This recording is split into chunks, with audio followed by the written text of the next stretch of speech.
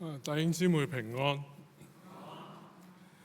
當我哋一齊聚集嚟到上主嘅面前，我哋讀聖經、祈禱、歌唱，我哋係要思想上主嘅恩典點樣臨到我哋當中，願意我哋可以喺呢一個紀念聖靈降臨第22週第22個主日呢一個時刻，我哋可以一齊歌唱。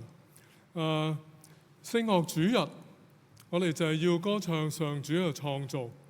我哋透過唱經典嘅歌曲，唱當代嘅歌曲，唱本土嘅歌曲，唱外來嘅歌曲，叫我哋學習一種時空嘅跨越，叫我哋學習聖徒相通嘅功課，亦都求上主幫助我哋。我哋要唱嘅內容原來就係上主創造、上主拯救。我哋要唱嘅內容就係祈求上主嘅國行在地上，上主嘅旨意實現喺地上，就好似喺天上一樣。我哋唔可以忘記，我哋可以一齊聚集，正如我哋嘅詩歌講，係唯獨靠住上主。咁原來當我哋記得上主就係創造者、拯救主，上主賜俾我哋恩典，我哋能夠站立歌唱，係唯獨靠基督，唯獨靠主。呢一個係我哋歌唱嘅大前提。我哋任何對呢一個前提嘅忽略，都會影響我哋嘅歌唱唔係完整嘅。當我哋要宣認上主神聖嘅主權，讓我哋進入一個場景，就係當日基督喺地上，佢要面對上各各他山，要面對審判、刑罰，佢喺世間最後一個禮拜，喺7日嘅第一日，佢去到耶路撒冷，哇！好多人喺度歡迎佢，而且一齊話和撒那。大家都知道和撒那嘅意思就係上主名嚟嘅，奉上主名嚟嘅係應該稱頌嘅。我哋會唱一首嘅歌曲，係啦，上主嘅名字係神聖，我哋要唱好山那。和撒那，但係我哋需要有一種小心，我哋唔好重蹈當日喺耶路撒冷城門口歡迎騎驢嘅基督嗰啲嘅民眾嘅覆轍，因為原來幾日之後高聲話要釘佢上十字架嘅係同一班人。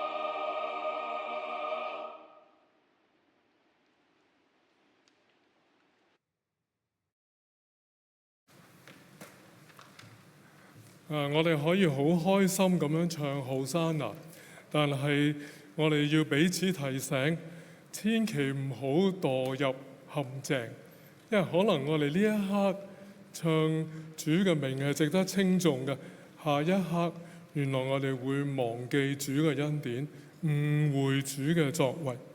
我哋剛才讀嘅經文喺詩篇第17篇，某程度上咧，裏邊有某啲嘅段落句子，可能我哋會覺得好熟悉啊！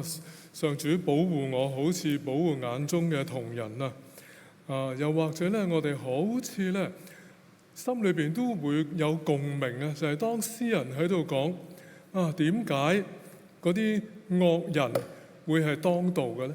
可能我哋都會有呢一種咁樣嘅共通嘅感受，就係點解我呢個嘴唇係冇詭詐嘅人禱告，好似上主都未必聽嘅咧？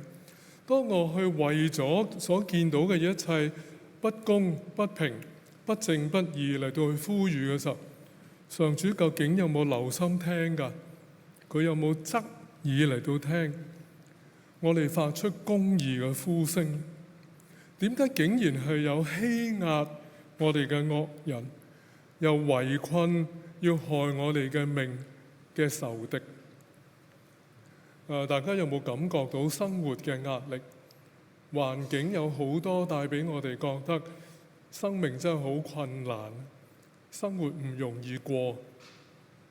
但係問題嚟啦，其實究竟係邊一個壓迫我哋呢？邊一個係我哋嘅仇敵呢？詩人咧好似有少少咧墮入一種自己以為自己啱、自義嘅陷阱嘅邊緣。我哋讀呢一篇嘅詩篇，我哋都需要有呢一種嘅醒覺。好多時候我哋會覺得我哋係受害者，俾人逼，俾人有啲唔公道嘅對待。但係問題係，我哋會唔會調翻轉，我哋係加害者咧？我哋諗一諗，我哋生活當中邊一個會迫害我哋咧？我哋嘅上司亦都有啲上司就話：唉，下屬好激氣，我俾下屬迫害。係我嘅同事定係呢個世界對我都好好嘅，唯獨返到屋企咧，屋企人俾我好大壓力。又或者係我嘅親戚朋友，甚至原來我覺得我返到教會，好難面對呢弟兄姊妹。個別弟兄姊妹成日都逼我，牧者又話：你幾時參與崗位侍奉啊？好辛苦。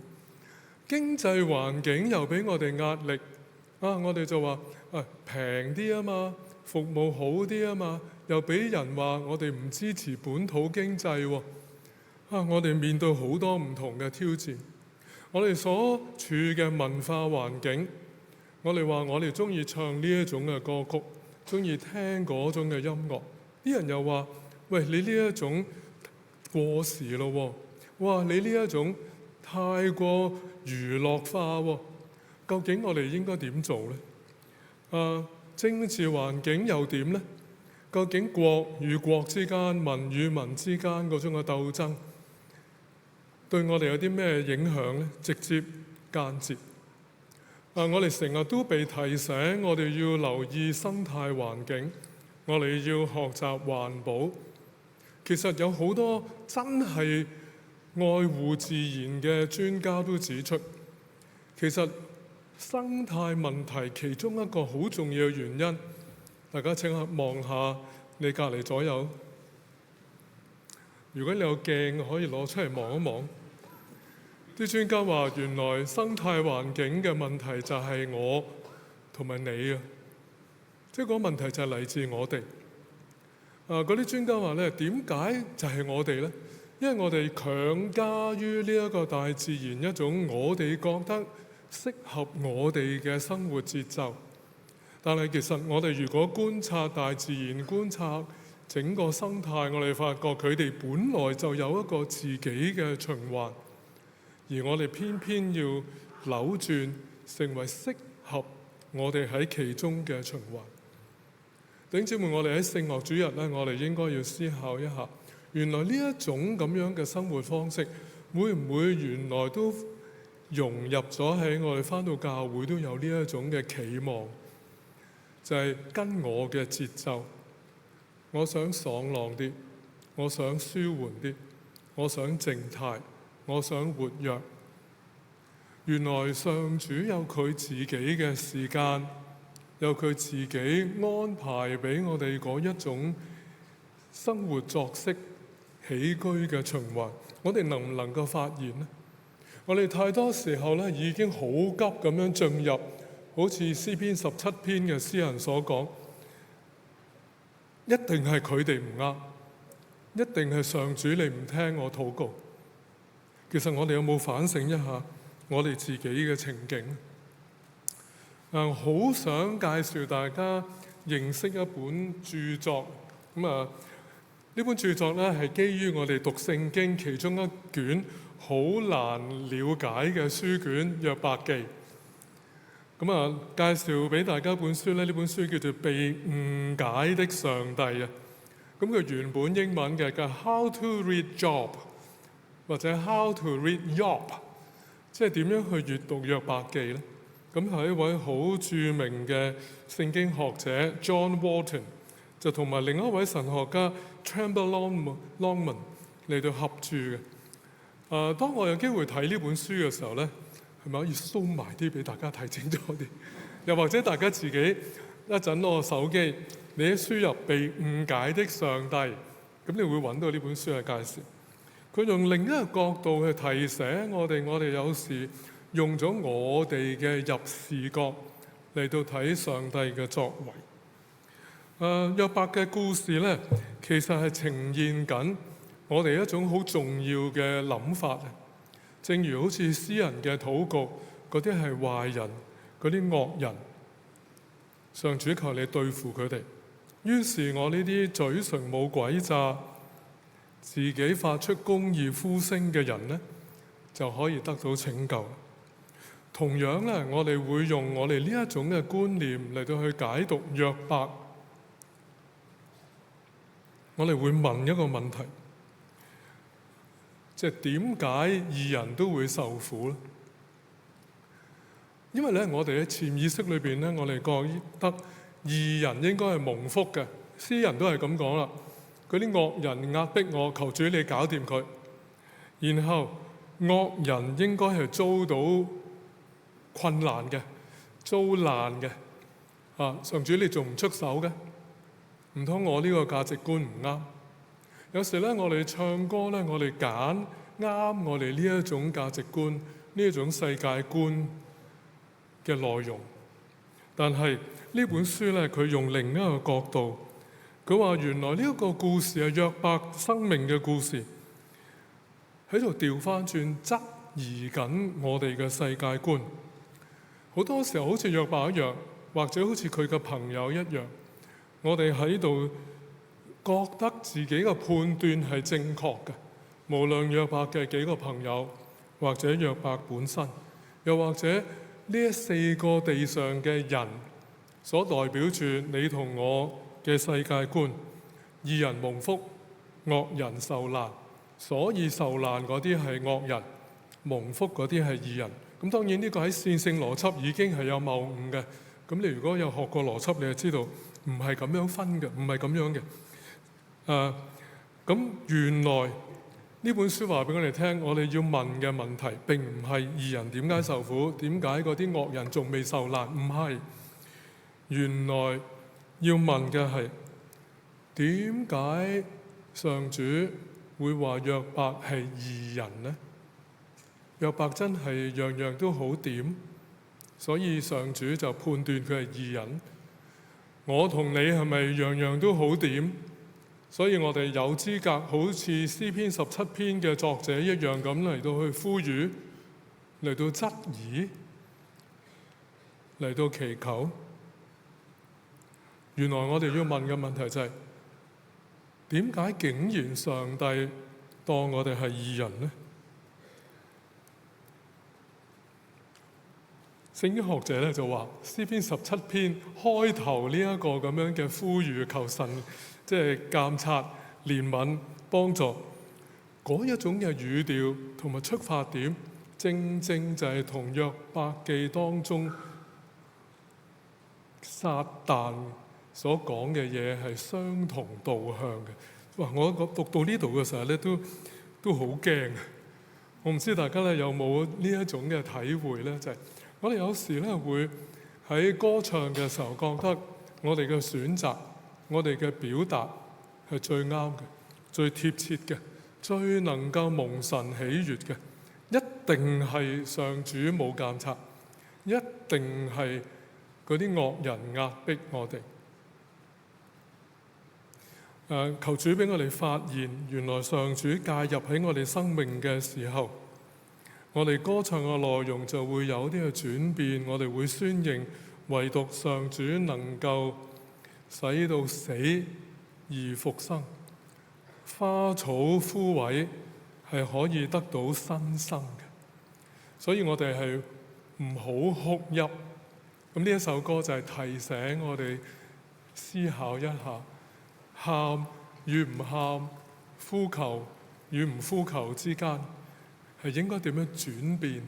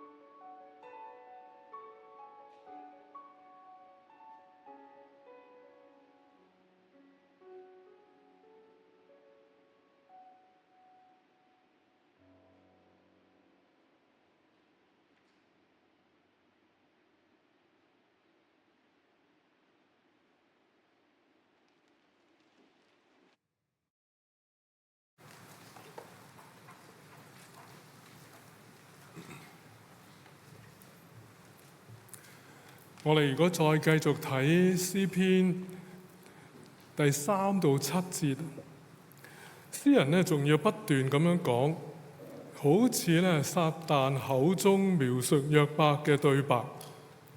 成篇詩篇17篇咧，其實都喺度訴苦，就係講緊點解好似我呢一種嘅好人義人會受苦嘅咧？咁其實好諷刺嘅。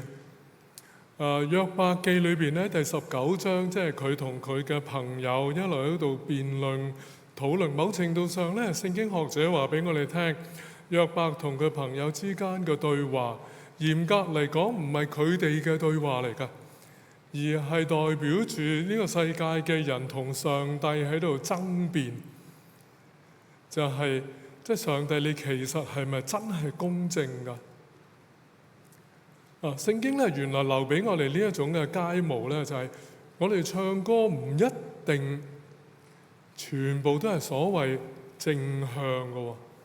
我哋可以透過我哋歌唱嘅內容，有時要同上主辯論，即係究竟上主你喺邊啊？我病嗰陣你喺邊啊？我失望嗰陣你喺邊啊？我失去朋友嗰陣你喺邊啊？我失去信心嘅時候你喺邊？我面對各種失去嘅時候，上主點解你好似唔見咗嘅？就喺呢個咁嘅中途咧，約伯竟然咧喺19章成卷書嘅中間彈咗一句出嚟，佢話：我知道我的救贖主活着，末了必站在地上。其實好吊詭咧，就係約伯喺呢一個時刻佢講呢句説話嘅時候，我哋喺一個後設嘅角度，由約伯記嘅結束睇翻轉頭，就知道約伯講呢句説話，其實佢都唔知自己講緊啲乜嘢。弟兄姊妹，我哋有時咧一齊歌唱，又或者你問下啲詩班員啦，知唔知自己唱咗咩㗎？如果叫佢哋而家冚埋嗰啲樂譜咧，知唔知剛才嗰首歌講咩㗎？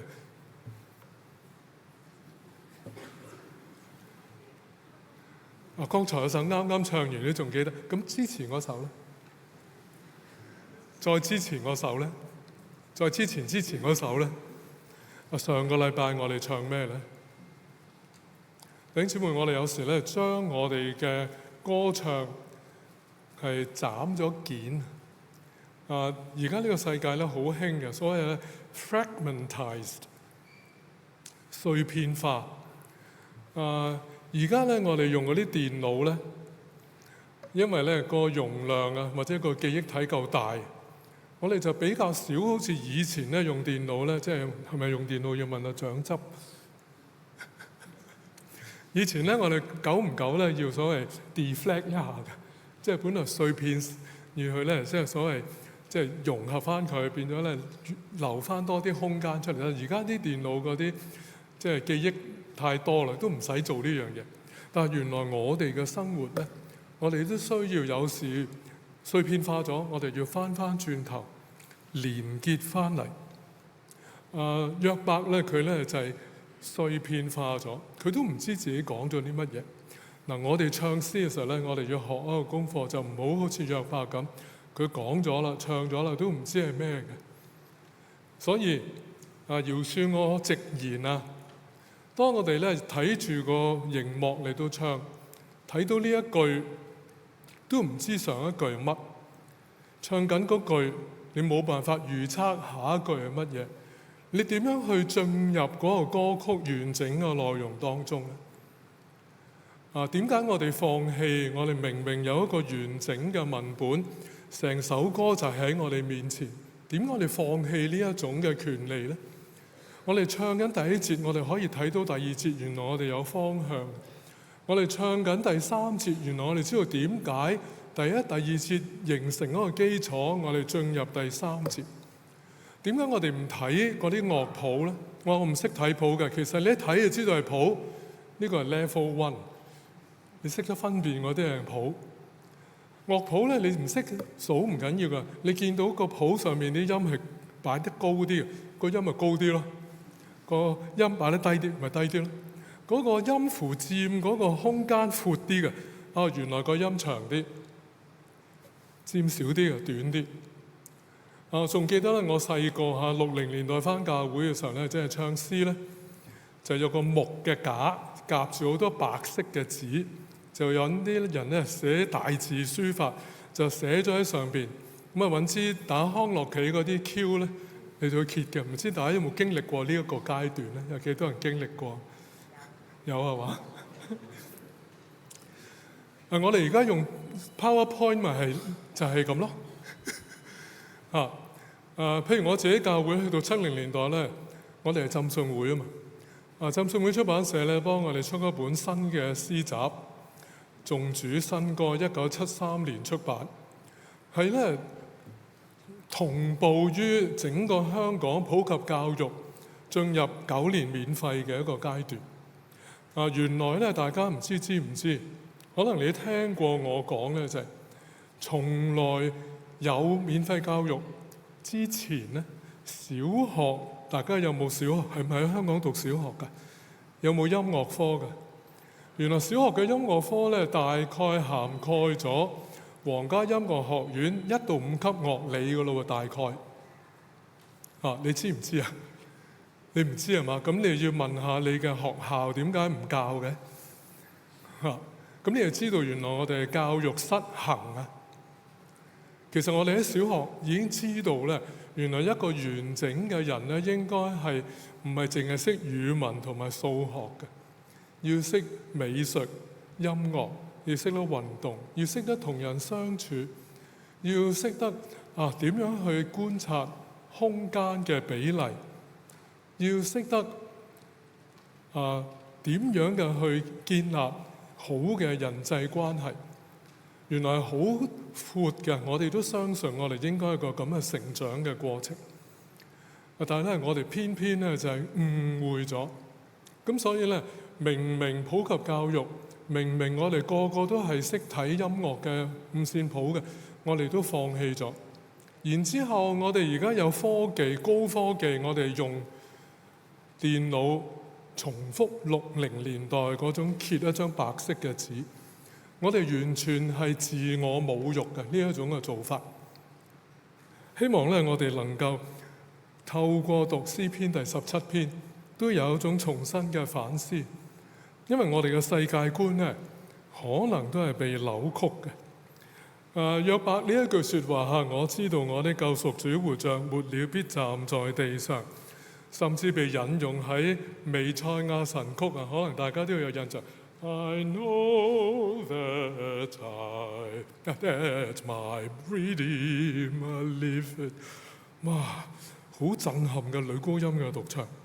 咁所以希望我哋能夠檢視一下我哋已經建構嘅世界觀，我哋覺得乜嘢重要，乜嘢唔重要？究竟上主有幾重要呢？我哋成長去到咩階段啦？而家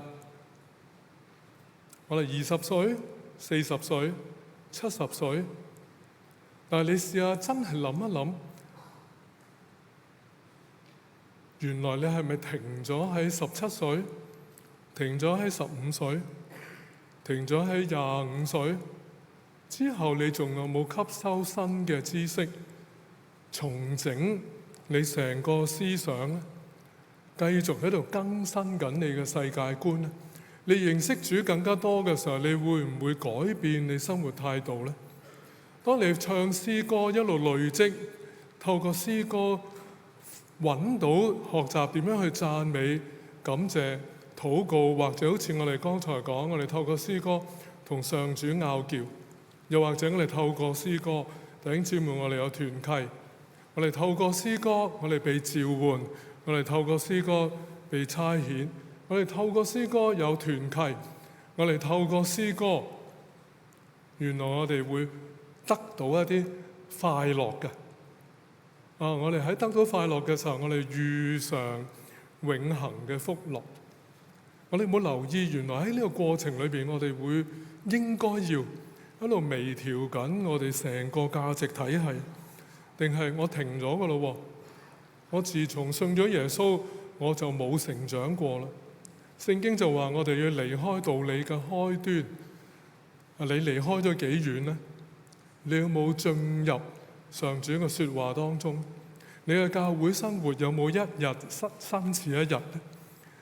我哋歌唱咗3年詩班、5年詩班、13年詩班、30年詩班。你唔好俾譜我啊！你傳段 YouTube 俾我學啦。你有冇盡你侍奉應有嘅準備嘅責任？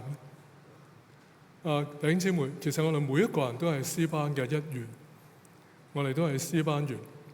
因為有朝一日咧，我哋喺天國降臨、完全降臨嘅時候，我哋都參與一齊歌唱。換句話講咧，當我哋要成長咧，我哋要推翻同埋持續我哋嘅自身，持續發展我哋嘅自身。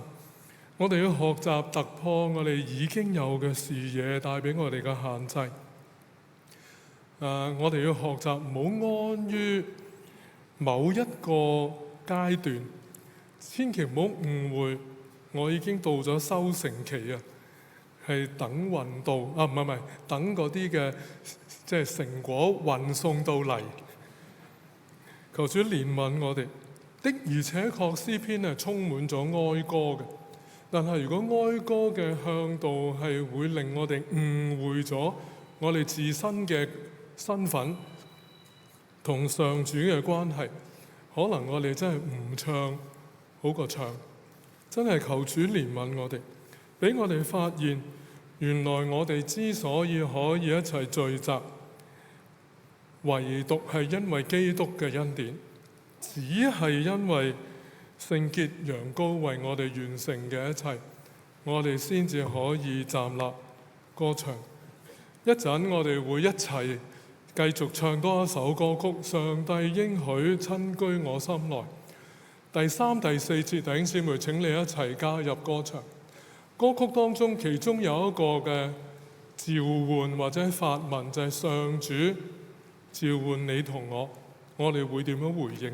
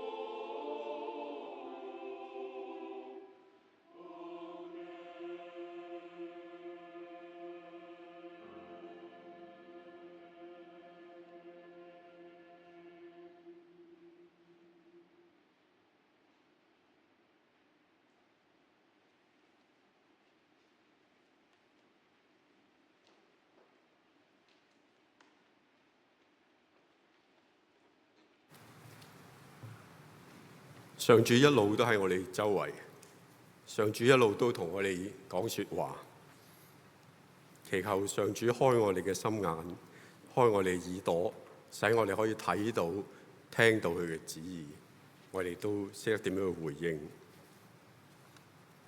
你係想上主同你呼喚你嘅時候係孩子嚟跟從我，定話你想聽到上主喂嚟，你好忠心跟隨我啦？大家嘅思想係個問題。永全會唱第一部分，之後我會邀請大家我哋同唱。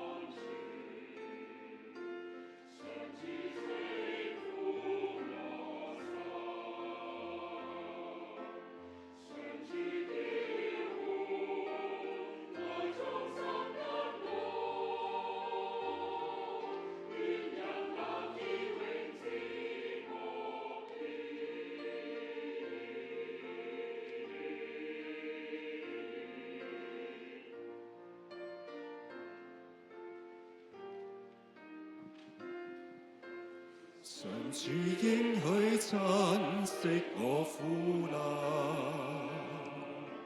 上主應許親寬恕些罪，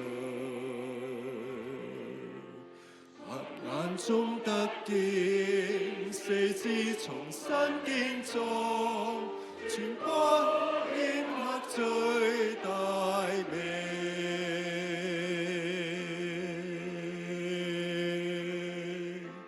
上主應許親保證安全，上帝稱呼我心，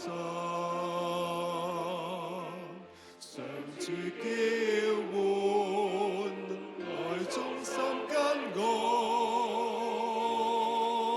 願人立志永志目標。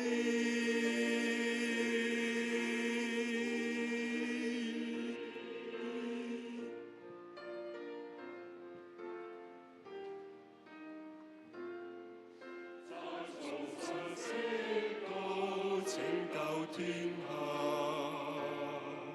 賜平安福音真愛流，罪惡冤魂流谷白黑天子，如今中康正逆轉。